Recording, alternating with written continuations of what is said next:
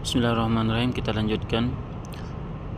Kegagalan kaum kafir Quraisy beralih ke penyiksaan terhadap kaum lemah dari orang-orang muslimin.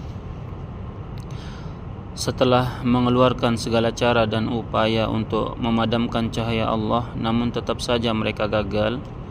Mereka mulai menyiksa kaum lemah dari orang-orang muslimin agar mereka murtad dari agama Islam, seperti yang terjadi pada sahabat Bilal bin Rabah, Ammar, dan ibu bapaknya yaitu Yasir dan Sumayyah. Juga terhadap Khabbab bin Arth, Suhaib Ar-Rumi, Amir bin Fuhairah, Abu Fukaihah. Juga dari kaum wanita seperti Zinnirah, An-Nahdiyah, Ummu Ubais. Ya. Jadi mereka kaum kafir Quraisy telah melakukan segala cara untuk menghentikan dakwah Nabi SAW. Ya, beberapa cara telah mereka lakukan, tapi itu gagal semua. Ya, mereka tidak bisa dong berpangku tangan melihat setiap hari kaum muslimin bertambah, karena mereka tidak bisa membendung arus Islam. Yang mereka bisa lakukan adalah mengeluarkan mereka dari Islam, ya, memurtadkan mereka. Jadi yang sudah masuk Islam itu dipaksa untuk keluar dari Islam. Tuh yang mereka bisa siksa adalah para budak-budak dan juga kaum muslimin yang tidak punya keluarga besar yang bisa menolongnya. Taib, yang pertama Bilal bin Rabah, ya. Beliau adalah budaknya Umayyah bin Khalaf al-Jumahi. Bilal ini diikat dan diletakkan di atas kerikil panas di bawah terik matahari. Di atas dadanya diletakkan batu besar. Ya. Tuannya berkata, "Kamu akan menerima ini dan akan selalu seperti ini sampai kamu mau keluar dari Islam, serta kamu mau menyembah patung Lata dan Uzza." Ya. Tapi Bilal tetap kokoh bertahan di atas iman. Dia memilih mati daripada murtad. Ya, jadi setiap hari beliau menerima siksaan itu dari Umayyah bin Khalaf al-Jumahi. Hingga pada suatu hari Abu Bakar lewat dan akhirnya menukarnya dengan budak Abu Bakar yang non muslim. Bilal tidak hanya selamat dari maut, Abu Bakar juga memerdekakannya menjadi seorang yang merdeka, gitu. Itu adalah buah kesabaran, ya. Kemudian setelah Bilal merdeka, tidak lagi seperti menjadi seorang budak, beliau selalu rutin mengikuti Nabi SAW, ya. Sampai beliau adalah menjadi muazzinnya Rasulullah, ya, yang selalu azan di masjid Nabi SAW. Ya, pada suatu hari Nabi bertanya kepadanya, "Wahai Bilal, apa yang telah kau lakukan hingga semalam aku mendengar terompah kakimu di dalam surga?" Tatkala Nabi SAW meninggal dunia, ya, beliau tidak tinggal di Madinah. Beliau pergi berjihad bersama kaum muslimin ke negeri-negeri seperti Syam dan lain-lain. Pada zaman Khalifah Umar bin Khattab, ya, Umar datang ke negeri Syam. Disebutkan bahwa Bilal tidak pernah azan lagi setelah Nabi meninggal. Nah, Umar meminta Bilal untuk azan. Nah, waktu Bilal azan, Umar dan kaum muslimin menangis tatkala mendengar azannya Bilal. Mereka menangis. Kenapa? Karena mereka teringat kenangan bersama Nabi SAW. Ya, saat mendengar azannya Bilal membuka memori lama mereka, yaitu saat-saat mereka sholat bersama Rasulullah di Madinah. Ya, semua orang di masjid itu menangis saat Bilal azan. Mereka teringat zaman Rasulullah SAW. Ya, Bilal, itulah Bilal. Bilal meninggal di negeri Syam. Sahabat yang hitam dari Habasyah, dari Ethiopia, tapi sangat mulia. Kemudian yang kedua, contoh kaum muslimin yang lemah yang mendapat siksaan dari para kaum kafir Quraisy. Ammar Ammar bin Yasir. Ayahnya Yasir dan ibunya bernama Sumayyah. Ya, mereka diikat, sekeluarga ini diikat di tempat yang lapang, di tempat lapang luas, ya. Kadang diarak di tempat-tempat ramai di pasar-pasar. Ya, dia diikat di tempat lapang waktu panas matahari. Mereka dicambuk dan dipaksa untuk murtad. Ya. Suatu hari Nabi SAW lewat dan mengatakan kepada mereka, "Sabran ala Yasir, fa inna mau'idakumul jannah." Sabar wahai keluarga Yasir, sungguh tempat kalian adalah surga. Ya, Nabi lewat dan melihat siksaan mereka. Mereka sedang disiksa. Kemudian Nabi tidak bisa melakukan apa-apa karena itu budaknya orang, dia berhak melakukan apapun, gitu kan. Nabi hanya bisa menghibur mereka dengan mengatakan, "Sabran ala Yasir, fa inna mau'idakumul jannah." Sabar wahai keluarga Yasir, wahai Ammar, wahai Yasir, wahai Sumayyah, sabar. Sungguh tempat kalian adalah di surga. Mereka disiksa, dibuat lapar dan haus. Ya, berhari-hari mereka sekeluarga mendapatkan penyiksaan sampai Yasir sang ayah tidak tahan dan meninggal dunia karena kerasnya siksaan itu. Ibunya Sumayyah juga ikut meninggal kalau beliau ditusuk oleh Abu Jahal laknatullah alaih dari lubang pantatnya, ditusuk dari lubang pantatnya oleh tongkatnya Abu Jahal hingga beliau mati. Nah, sekarang tinggallah Yasir sendirian, sang anak. Ya, sendirian dia disiksa. Dia masih bertahan. Dia melihat, dia menyaksikan di depan mata ayah ibunya meninggal. Bagaimana sedih, bagaimana perasaan beliau.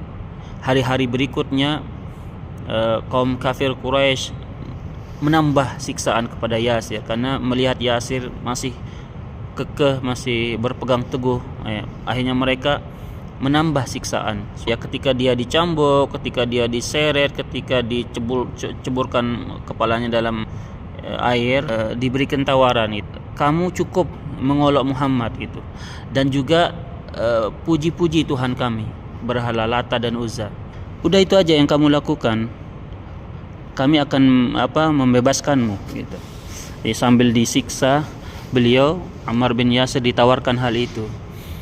Ya, namanya juga manusia, ya, dan siksaan yang beliau dapatkan itu sudah di luar dari kemampuan beliau. Akhirnya beliau mengucapkan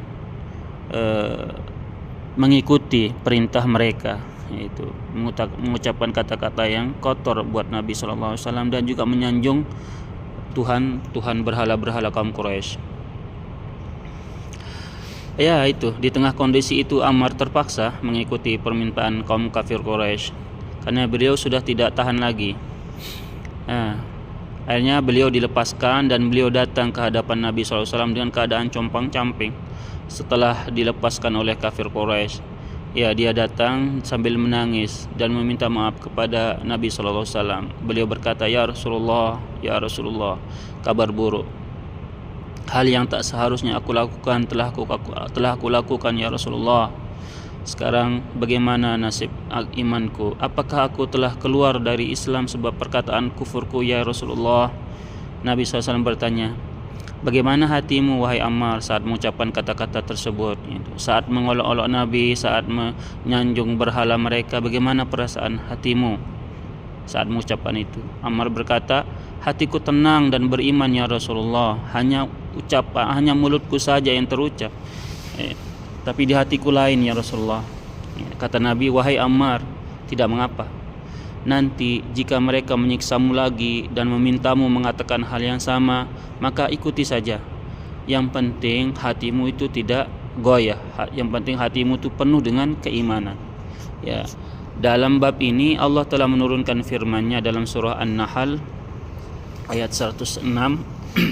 Man kafara billahi min ba'di imanihi illa man ukriha wa qalbuhu mutma'innun bil iman walakin man syaraha bil kufri sadran fa'alaihim ghadabun minallahi wa lahum 'adzabun 'adzim.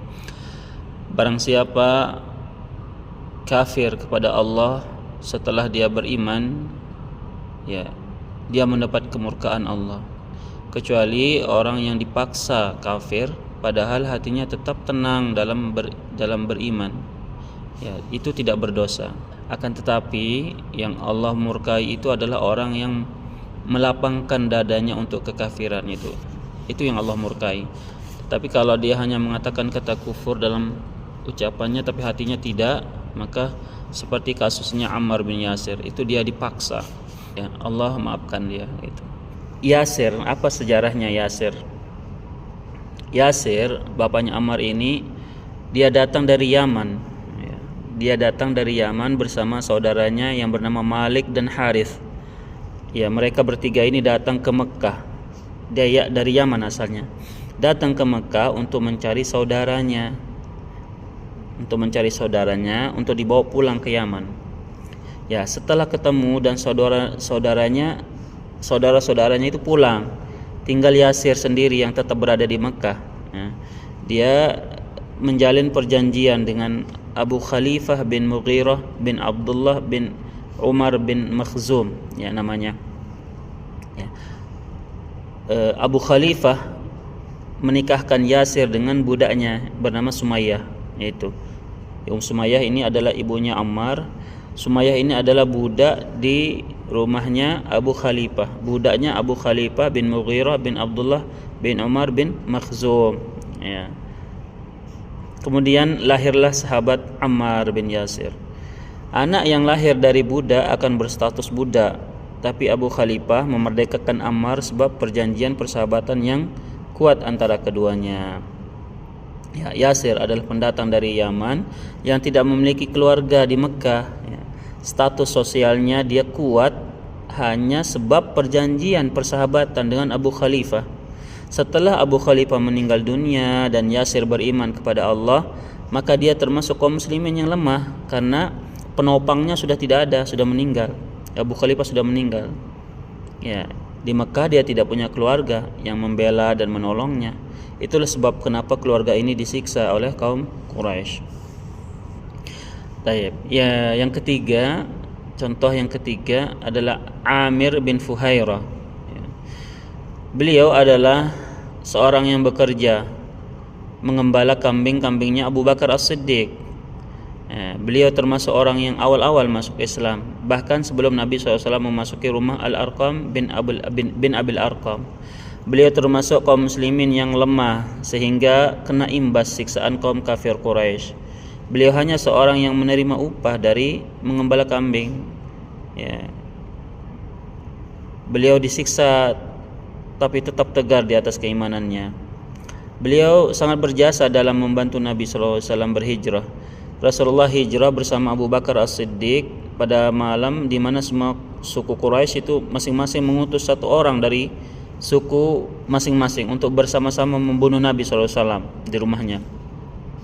Ya, jadi ceritanya mereka sepakat mengutus satu pemuda dari setiap suku untuk sama-sama membunuh Nabi, karena kalau banyak suku yang ikut membunuh Nabi, keluarga Nabi tidak bisa membalaskan dendam, tidak bisa akan membalaskan dendam di semua kabilah.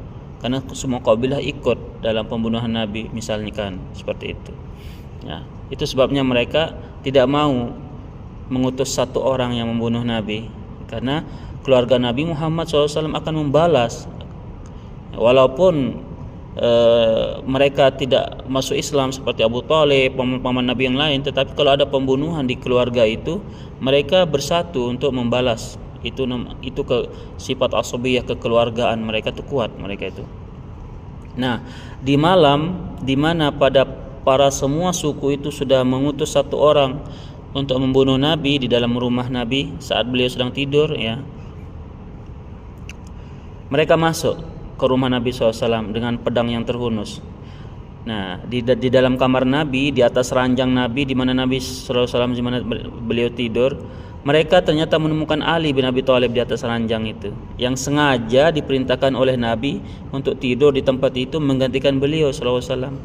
Ini adalah contoh keberanian Ali bin Abi Thalib. Tahu bahwa posisinya itu adalah pasti akan dibunuh Bagaimana kalau mereka tidak ngecek apakah ini Nabi atau Ali? Mereka langsung ajak menikam itu, pasti Ali akan mati. Nah, Ali tahu posisinya, tapi sami'na wa ata'na, itulah keberanian Ali. Ali bin Abi Thalib, suaminya Fatimah, yang menantunya Nabi SAW. Mereka sadar Nabi SAW telah kabur. Nah, lalu mereka keluar dari rumah Nabi dan mencari Nabi SAW. Mereka sampai memberikan sayembara kepada barang siapa yang bisa menangkap atau membunuh Muhammad, katanya mereka akan mendapatkan hadiah besar. Akhirnya banyak orang tergiur dan mencari Nabi SAW. Mereka menyusuri jalan-jalan yang menjurus ke kota Madinah, mencari di setiap balik bukit dan gunung-gunung. Mereka cari semua di situ. Nah, disinilah perannya Amir bin Fuhairah ini. Beliau mengarahkan kambing-kambing untuk menghilangkan jejak langkah Nabi dan Abu Bakar agar orang-orang yang sedang mencari beliau tidak memiliki petunjuk. Gitu. Itulah yang dilakukan Amir. Setiap sore dia lakukan seperti itu. Sampai Nabi SAW selamat dari pengejaran kaum Quraisy dan Nabi dan Abu Bakar sampai ke Madinah. Besar jasanya Amir. Kemudian sahabat yang kena imbasnya juga adalah Abu Fukaihah. Nama aslinya adalah Aflah atau enggak Yasar. Abu Fukaihah ini adalah budaknya Safwan bin Umayyah bin Khalaf al-Jumahi. Abu Fukaihah ini beliau masuk Islam bersama Bilal bin Abi Rabah. Sama-sama budak seperti Bilal. Beliau disiksa oleh Umayyah bin Khalaf al-Jumahi. Diikat, kemudian diseret, diarak-arak di depan orang ramai, dijemur di atas kerikil-kerikil panas, di bawah panasnya sengatan matahari. Dalam keadaan seperti itu lewatlah binatang kecil. Lalu Umayyah berkata, "Bukankah ini Tuhanmu?" Abu Fukaihah menjawab, "Tuhanku adalah Allah, yaitu Tuhanmu dan Tuhannya binatang ini." Kemudian Umayyah bin Khalaf mencekik lehernya sampai dikira beliau wafat. Dia tidak sendiri, ada saudaranya Umayyah, yaitu Ubay bin Khalaf di sampingnya. Ubay bin Khalaf ini berkata, "Siksa lagi terus sampai Muhammad datang membantunya dengan sihirnya." Nah, saat Abu Fukaihah sadar, beliau mendapatkan dirinya sudah dibeli oleh Abu Bakar As-Siddiq, sudah dibebaskan. Subhanallah. Dia tidak hanya dibeli tapi dibebaskan, menjadi orang bebas, bukan status budak lagi. Sama halnya seperti Bilal. Nah, Abu Bakar ini banyak membebaskan budak. Dan budak itu tidak murah loh. Sampai ayahnya bilang kepada Abu Bakar, "Wahai anakku, andaikan budak-budak itu kamu pergunakan sampai uang kamu kembali, alangkah baiknya," gitu. Tapi Abu Bakar berkata, "Wahai ayahku, aku melakukannya demi ridha Allah semata." Subhanallah, Abu Bakar As-Siddiq. Satu budak itu mahal, enggak murah. Kemudian sahabat yang berikutnya Khabbab bin Arth, yang kena imbas. Sahabat yang mulia, termasuk sahabat yang terdepan dalam memeluk Islam. Beliau adalah aslinya dari kabilah At-Tamimi, orang Arab. Namun terjadi satu dan lain hal di zaman jahiliyah dulu, hingga beliau itu ditawan dan dijual di pasar Mekah. Nah, dibelilah oleh Ummu Ammar Al-Khuzai dan dipekerjakan sebagai pandai besi, pembuat pedang. Dia menjual pedang, dia membuat dan menjual pedang di pasar Mekah. Saat Islam masuk di hatinya, beliau termasuk yang banyak mendapat siksaan. Tidak ada tempat di punggung beliau kecuali dipenuhi oleh bekas cambuk dan siksaan-siksaan lainnya. Di zaman Umar bin Khattab, Umar duduk bersama para sahabat di majelisnya sambil mengingat-ingat zaman dahulu betapa sulitnya Islam itu masuk, karena sekarang Islam itu sudah menyebar sampai di luar negeri, di luar Jazirah Arab. Umar dan para sahabatnya itu mengingat masa-masa sulit dulu.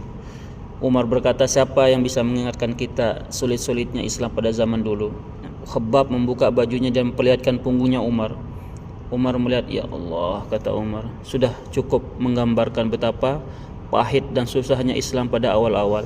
Kemudian Ali, di zaman Ali bin Abi Thalib, saat Ali pulang dari perang Siffin, beliau lewat di kuburannya Khabbab bin Arif. Beliau beliau berdoa, rahimallah Khabbab, semoga Allah merahmati Khabbab. Beliau paling banyak mendapat siksaan. Ya, rahimallahu Khabbab. Waktu disiksa, datang ke masjid, bertemu dengan Nabi. Khabbab mengatakan, ya Rasulullah, ala tansuruna, ala tad'ulana. Ya Rasulullah, bukankah sudah saatnya engkau berdoa untuk kami agar Islam ini dimenangkan, agar mereka orang-orang kafir itu dibinasakan? Kata Nabi SAW, sabar wahai Khabbab. Zaman dahulu, ya, orang Yahudi, orang Nasrani dulu, para nabi, para ulama mereka itu dulu lebih sadis, lebih keras ujiannya daripada kita. Beliau menceritakan di zaman dulu ada yang digergaji, badannya terpisah menjadi dua, wahai Khabbab, katanya. Kemudian ada yang dilempar di api yang menyala-nyala, itu Ashabul Ukhdud. Itu dikatakan kepada Khabbab, ya. Khabbab dihibur, ya. Subhanallah. Oleh sebab itu ada beberapa hikmah, ya, dari cerita ini, yaitu Allah menguji keimanan setiap muslim. Jadi setiap muslim yang mengatakan saya beriman kepada Allah akan diuji oleh Allah. Dalam Al-Quran Allah sebutkan, ahasiban nasu ayyutraku ayyaqulu amanna wa hum la yuftanun. Apakah manusia itu mengira setelah dia mengatakan aku beriman kepada Allah, kemudian mereka tidak akan diuji, dites keimanannya oleh Allah? Allah akan uji mereka. Oleh sebab itu jangan pernah kita menghayal, andaikan dulu hidup di zaman Nabi, ya, sungguh sangat enak, bisa menemani Nabi, bisa sholat bersama Nabi, ya. Jangan pernah berpikir seperti itu. Kenapa? Karena Allah tahu iman orang, setiap orang itu Allah tahu keimanan, kadar keimanannya itu Allah tahu, dan Allah meletakkan orang itu di zaman, di masa yang cocok buat dia. Dan seperti tadi, karena setiap orang akan diuji keimanannya. Nah, mungkin kita jika berada di hidup di zaman Nabi, mungkin kita berada di barisan kaum kafir dengan keimanan kita yang secuil ini, ya, mungkin kita berada di barisan kaum kafirin. Ya, Allah tahu setiap hambanya. Oleh sebab itu para sahabat adalah orang-orang pilihan Allah yang dipilih untuk menemani nabinya. Ya, mereka mampu menahan ujian berat itu karena Allah tahu iman mereka itu kuat, ya. Jadi jangan berharap, menghayal, kenapa aku tidak hidup dulu di zaman Nabi. Jangan-jangan kita menjadi Abu Lahab, Abu Jahal. Gitu, ya. Kemudian dari kisah ini juga menjelaskan bahwa Sumayyah, ibunya Ammar, adalah orang yang pertama kali mati syahid dalam Islam. Ya, setelah mendapatkan kata-kata kasar dari Abu Jahal, karena beliau tidak mau mengikuti perintah Abu Jahal, akhirnya Abu Jahal mencaci maki dia sambil ditusuk pantatnya. Kemudian beliau